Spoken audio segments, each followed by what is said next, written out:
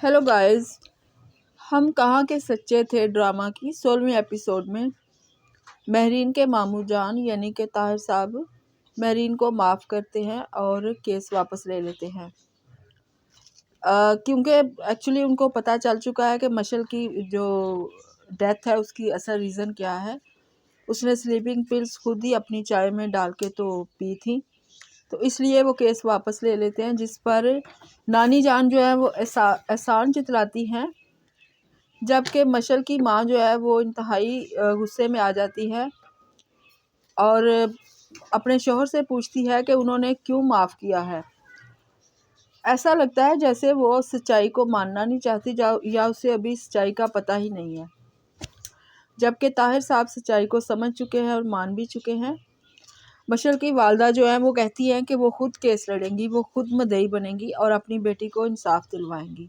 इसी गुस्से में वो असवद को भी एक थप्पड़ मार देती हैं कि उसमें गैरत नहीं है। अगर उसमें गैरत होती तो वो मशल के लिए स्टैंड लेता, ना कि महरीन के लिए।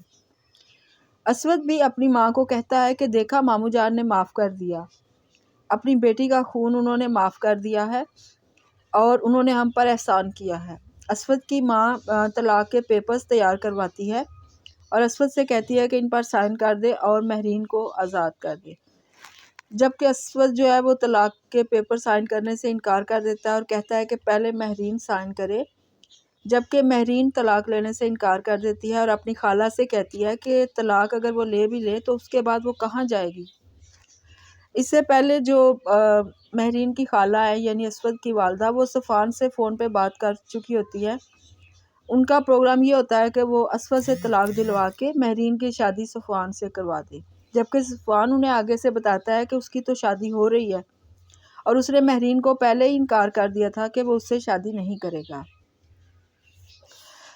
यहाँ पर महरीन की जो ज़हनी कंडीशन है वो कुछ अजीब सी हो गई हुई है।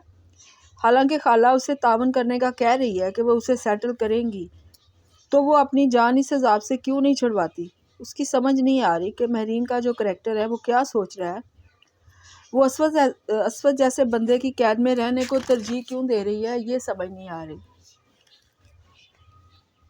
असवद का जो करैक्टर है वो ड्रामे को एक अजीब सा साइको सीन बना रहा है। असवद अपने गिरबान में क्यों नहीं झांक के देखता कि इस सब में उसका भी पूरा कसूर है। वो दूध का दूल्हा बिल्कुल भी नहीं है, बल्कि अपनी माँ के सामने हठधर्मी दिखाता है कि ना तो वो महरीन को बसाएगा और ना उसे छोड़ेगा।